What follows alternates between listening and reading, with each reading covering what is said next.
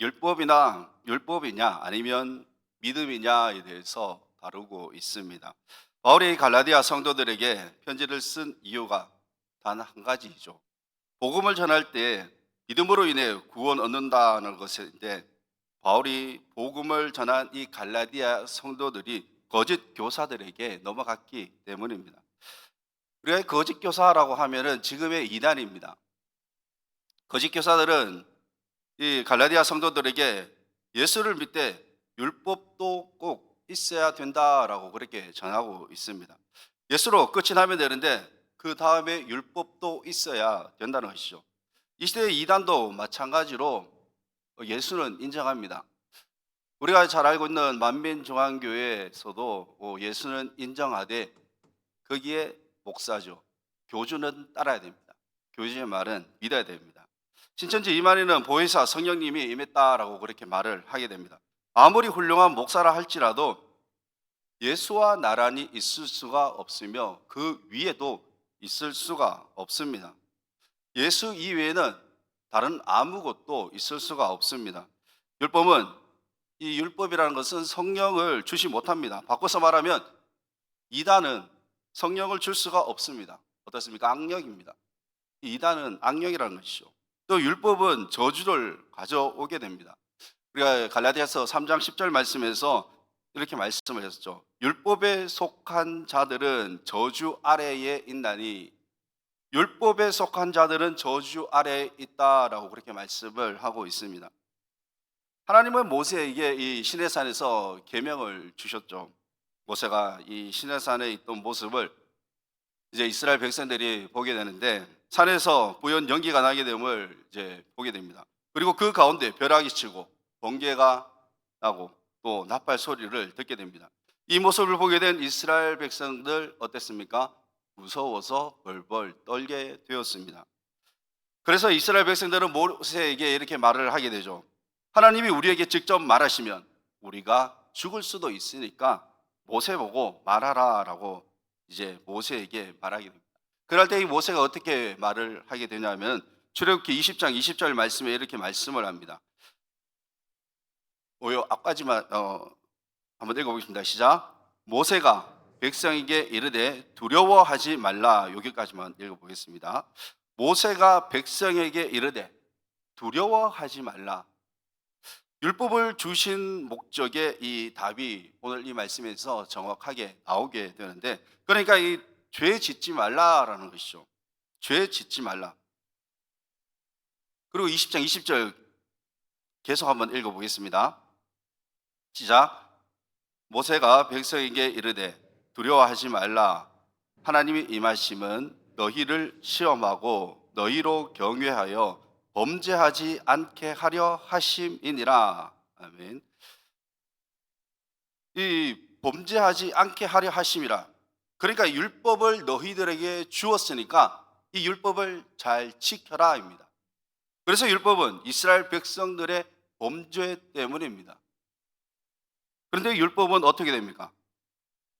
바로 예수 그리스도께서 오심으로 말미암아 율법의 그 의무는 이제 끝이 나게 됩니다. 오늘 이 19절 말씀을 보게 되면 이렇게 말씀을 합니다. 다시 한번 읽어볼까요? 시작. 그런즉 율법은 무엇이냐? 범법함으로 더하여진 것이라 천사들을 통하여 한 중보자의 손으로 베푸신 것인데 약속하신 자손이 오시기까지 있을 것이라. 아멘. 율법은 인간의 범죄로 인해서 주어짐을 말씀하고 있습니다. 예를 들어서 우리가 운전을 다들 이제 좀 하시지 않습니까? 운전을 이제 하시는데 신호등을 지키고 또 속도를 그렇게 정해놓은 이유가 무엇이겠습니까? 그 법을 지키기 위해서이죠. 30km면 30, 60, 100km 이것을 넘지 말라라는 것입니다. 법입니다. 이 법을 지켜라입니다. 지금까지 운전을 하시다가 한 번도 신호 위반도 안 하시고 과태료도 부과를 안 받으신 분이 계십니까? 운전을 다들 잘 하시는 분이십니다. 율법은 이 죄를 범하지 말라라고 그렇게 만든 겁니다.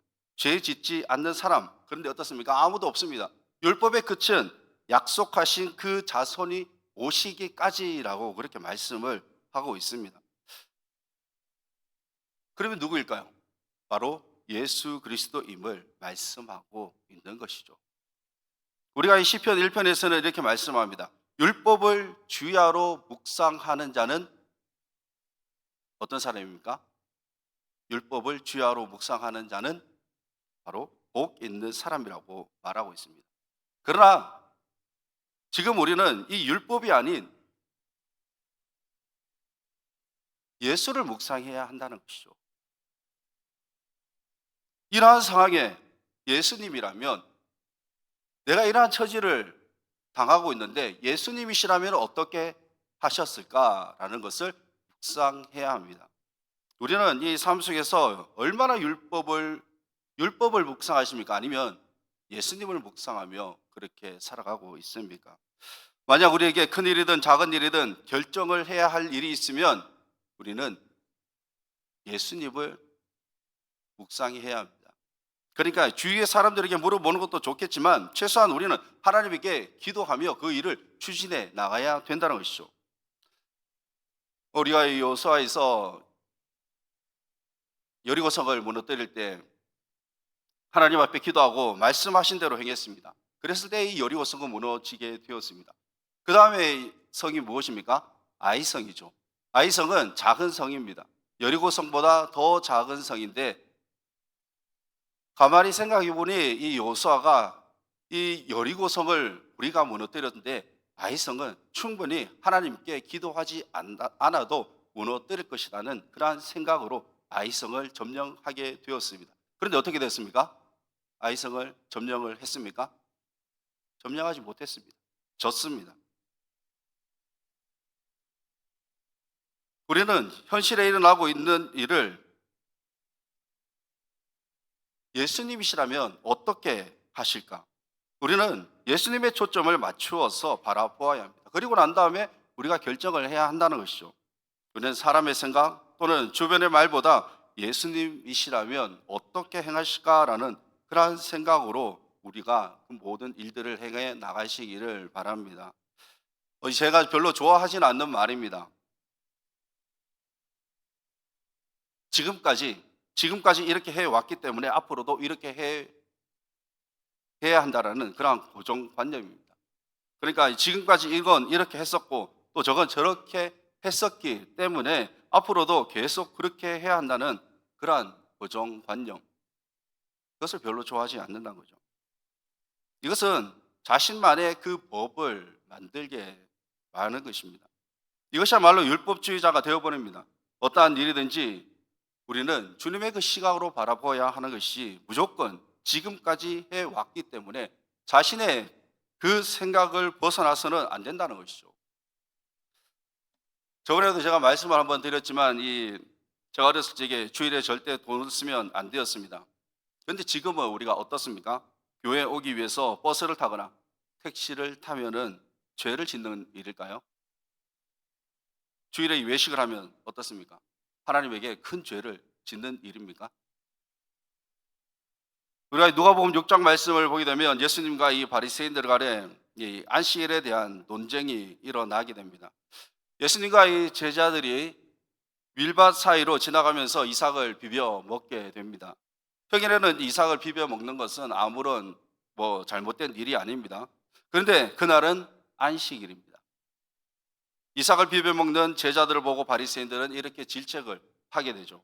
어찌하여 안식일에 너희들이 하지 못할 일을 하고 있느냐라고 지적을 하게 됩니다. 지금 안식일인데 너희들이 무엇을 하고 있냐는 겁니다. 여기서 유대인들은 안식일을 지키기 위해서 39가지 39개의 세부 규칙을 자신들이 만들어서 하지 말아야 할 것을 그렇게 정했습니다. 바리새인들은 밀 이삭 자른 것이 안식일에 범해서는 안 되는 일입니다. 예수님은 안식일에 병자를 또 고치셨습니다. 바리새인들은 예수님의 이러한 모습에 안식일에는 병도 고쳐서는 안 된다며 그렇게 질책을 했었죠. 예수님과의 제자들 3년 동안 무엇을 하셨습니까? 예수님과 제자들은 하나님의 나라, 그러니까 공생의 사역을 하셨습니다. 다시 말씀을 드리면 복음을 전하셨습니다. 예수님과 제자들은 하나님 나라의 복음을 전하고 있으신데 바리새인들은 지금 안식일에 범하는 죄인으로 그렇게 만들어 버렸습니다. 고신적의 이 목사님이신데 박윤선 목사님이라고 계십니다. 이 선교사님이 주일에 귀국하시게 되어서 배웅을 해드리는 그런 일이 있었는데 배웅을 나가시다가 이제 시간이 늦어서 택시를 타게 되었습니다. 주일에 택시를 탔으니 뭘 썼습니까? 공짜로 태워주지 않습니다. 돈을 쓰게 되죠. 자, 이 사실을 알게 된 성도들이 어떻게 했을까요? 그 교단에서 쫓아버렸습니다. 거룩한 주일에 택시를 타고 돈을 썼다라는 그 이유 하나만으로 교단에서 쫓아냈다는 것이죠. 우리는 주일에 예배를 드리기 위해서 버스를 타고 또 택시를 타고 나옵니다. 또 차를 가지고 우리는 나옵니다. 예수님이 이러한 모습을 보시고 주일에 아무리 집이 멀어도 택시를 타거나 버스 타지 말고 너희들 걸어와 라고 그렇게 말씀을 하실까요? 또 차에 기름도 넣지 말라고 그렇게 말씀을 하시겠습니까? 예수님은 율법의 완성으로 오신 분이십니다. 예수님은 사랑을 베풀기 위해 오셨지 우리가 율법을 잘 지키나 안 지키나 점검하기 위해서 오시지 않으셨습니다. 우리는 어떻게 해야 하나님 앞에 영광을 돌리며 또 복음을 전할 수 있는 삶을 살 수 있는가 우리는 그것을 생각해야죠. 예전에는 이 교회가 다 비슷한 생각을 했을 것입니다. 교회에 피아노 외에는 어떠한 악기가 허용이 되지 않았죠. 교회에서 드럼을 치고 기타 치는 것, 그것은 있을 수 없었던 시절입니다. 여기 계신 우리 장로님들이나 권사님들 다들 알고 계실 것입니다. 당시에 피아노 이외에는 어떤 것도 허용하지 않았죠. 무조건 교회는 피아노였습니다. 지금 우리가 드리는 이 예배의 모습을 만약에 윗세대, 더 윗세대에 그 성도님들이 보신다면 아마 이 드럼과 또는 이 기타는 절대 허용되지 않을 것입니다. 우리가 이 다윗을 한번 생각해 보시기 바랍니다. 다윗은 하나님을 찬양을 했습니다. 많은 찬양을 했습니다. 다윗이 하나님을 찬양할 때 피아노를 쳤습니까? 당시 악기로는 이 비파와 수금으로 하나님 앞에 찬양하며 영광을 돌렸습니다. 기타와 드럼을 하나님을 찬양하고 영광 돌리기 위하여 우리가 쓰는 것이지 어떤 다른 노래를 부르기 위해서 쓰는 것이 아닙니다. 바울은 율법의 행위로는 의롭다고 할 수 없음을 이렇게 분명히 선을 긋고 있습니다. 그리고 믿음으로 인해서만 성령의 약속을 받는다라는 것을 갈라디아의 성도들에게 전했습니다. 이 율법의 개념을 정확하게 가르쳐주고 있는 성경 구절이 있습니다. 우리가 24절 말씀을 한번 보게 되면 이렇게 말씀을 하게 됩니다. 24절을 우리 같이 한번 읽어보겠습니다. 시작. 이같이 율법이 우리를 그리스도께 인도하는 의롭게 함을 얻게 하려 함이라. 아멘. 이 율법이 우리를 그리스도께 인도하는 초등교사라고 그렇게 말씀을 하고 있습니다. 쉽게 말씀을 드리면은 저희 아이가 길주 유치원에 다닙니다. 졸업은 했지만 이제 버스가 이 교회 마당 앞까지 그렇게 오게 되는데 부모가 직접 그 버스에다가 태우지 않습니다. 어떻게 하냐면은 버스 안에 계신 분이 나와서 이 아이를 데리고 버스에 태웁니다. 그리고 어디로 가죠? 목적지인 유치원에 가게 됩니다. 유치원까지 데리고 가기 위해서 버스에 직접 태운 분, 그분을 초등교사라고 그렇게 볼 수 있습니다. 그러니까 율법은 그리스도가 오실 때까지 초등교사가 되는 것입니다. 예수님께서 오셨습니다. 2000년 전에 예수님께서는 이 땅에 오셨습니다. 예수님께서 우리를 사랑하셔서 이 땅에 오신 것이죠. 그러면 그 율법의 완성이 이루어졌습니다. 그래서 우리는 예수를 믿기만 하면 됩니다. 우리를 사랑하시고 구원하시기 위해 오신 그 사랑을 받게 된 우리는 오직 누구만 바라보아야 하겠습니까? 예수만 바라보면 되는 것이죠. 율법은 그리스도께 인도하는 것까지 거기까지 역할이지 율법은 생명을 주지 못합니다. 우리는 죄인이기 때문에 율법을 완벽하게 지킬 수 있는 능력이 없습니다. 율법은 누구도 다 지킬 수 없기 때문에 하나님의 그 진노를 일으키게 됩니다. 그리고 율법은 거듭나게 하지도 못할 뿐더러 율법이 성령을 줄 수도 없습니다. 그래서 바울은 거듭나기도 하지 못하고 성령도 주지 못하는 율법을 받아들인 그 갈라디아 성도들에게 어떻게 말했습니까? 3장 1절에 어리석도다, 어리석은 사람들아 라고 그렇게 말하게 됩니다. 그렇다면 우리의 모습은 어떻습니까? 우리도 어리석은 자의 이 모습은 아닙니까?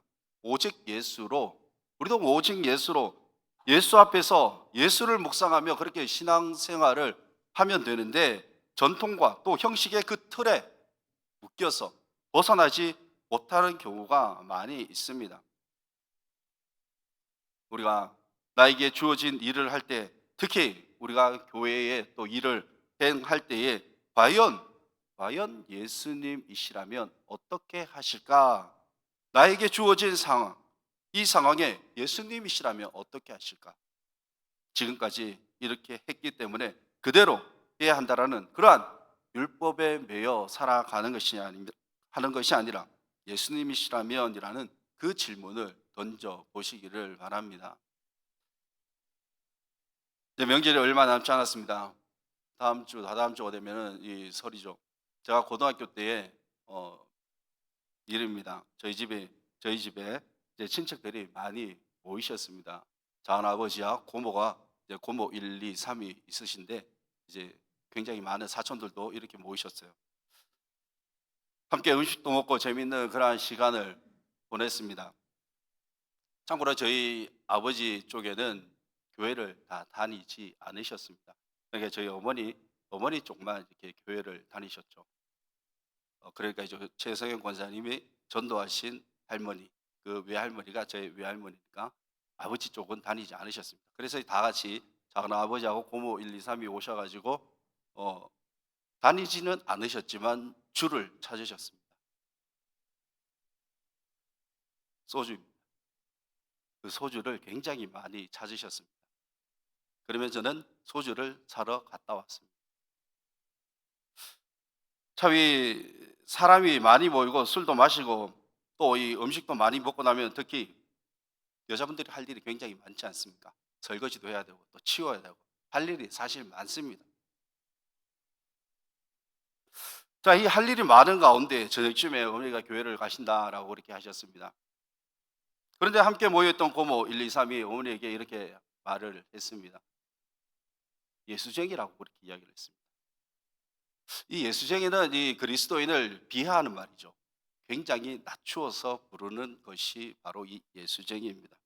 사실 제가 화가 많이 났었는데 한번 생각을 해 보았습니다.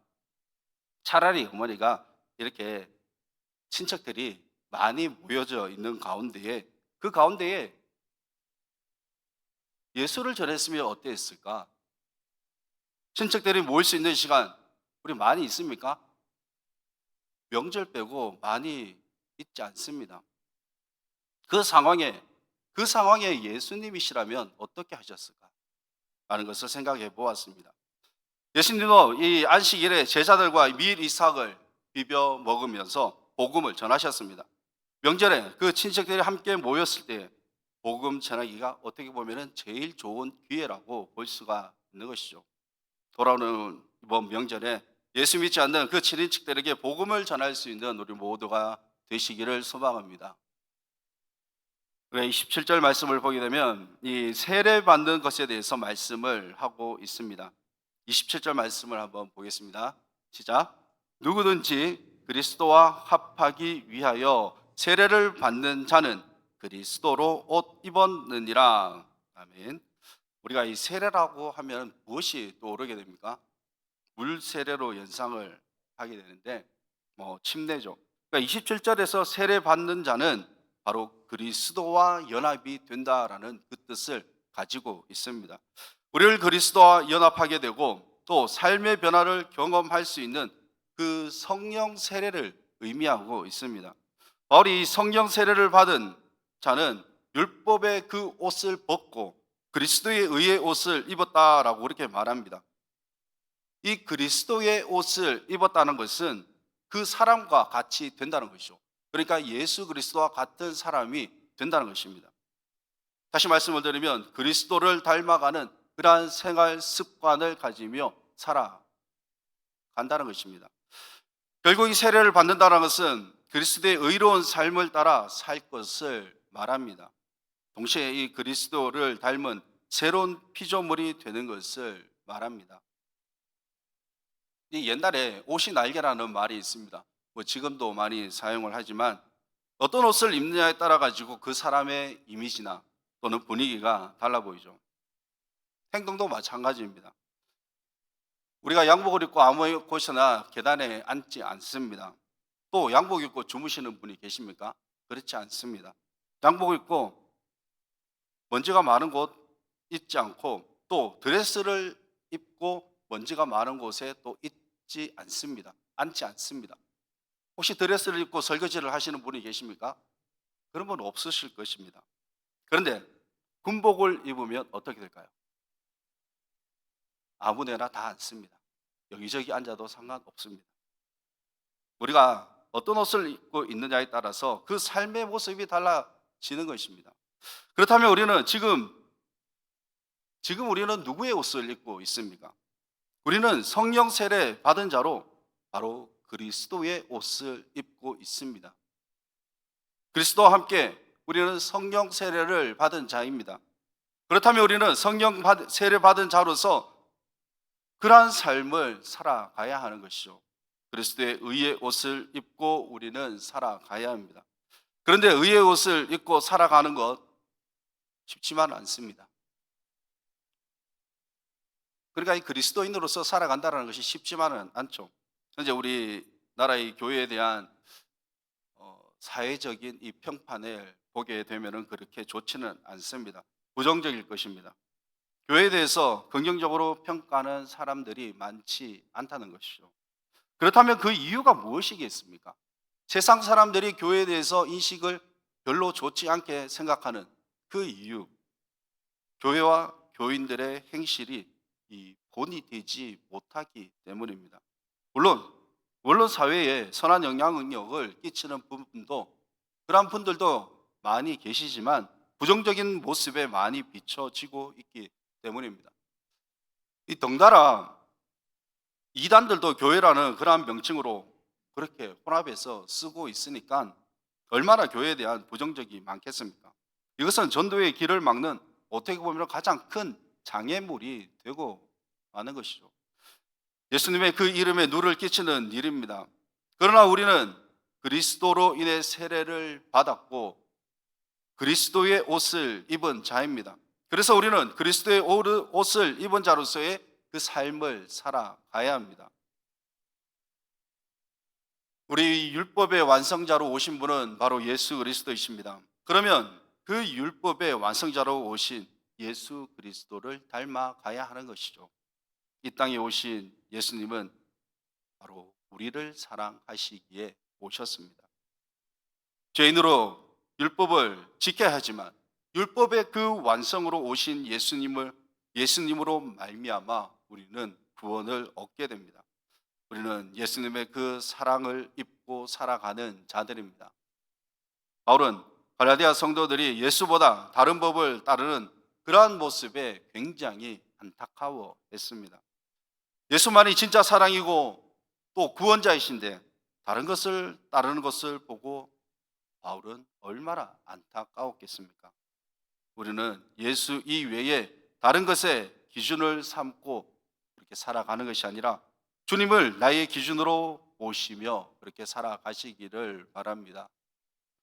우리의 기준은 우리의 모범 되시는 분, 오직 예수 그리스도 한 분뿐입니다. 예수 그리스도, 그분은 사랑이십니다. 율법의 완성자로 오신 예수 그리스도, 우리를 죄에서 구원하신 주님 한 분만 바라보며 살아가실 수 있는 모두가 되시기를 주님의 이름으로 축원합니다. 기도하겠습니다. 걸어가신 하나님 아버지, 은혜를 감사합니다. 너무나도 보잘것없는 우리를 사랑하시사 우리를 택하시고 또한 우리를 부르심에 감사를 드립니다. 이 땅에 예수 이외에는 아무것도 아님을 다시 한번 기억하며 우리가 열배배 매여 그렇게 살지 않게 하여 주시옵소서. 하나님의 그 영광과 복음을 위해서라면 내가 가지고 있는 모든 것들을 다 깨뜨려 버리고 주님이시라면 어떻게 하실 것인지 고민하며 우리가 그 삶을 살게 하여 주시옵소서. 예수님 외에는 우리에게 다른 어떤 것도 필요치 않음을 고백합니다. 우리에게 베풀어 주신 그 예수님의 사랑을 날마다 기억하며 또 남을 정죄하거나 또는 판단하지 않게 하여 주시옵소서. 오늘 하루에 주님께서 지켜 주셨고 또한 함께하여 주실 줄 믿사오며 감사드리며 예수님 이름으로 기도드리옵나이다.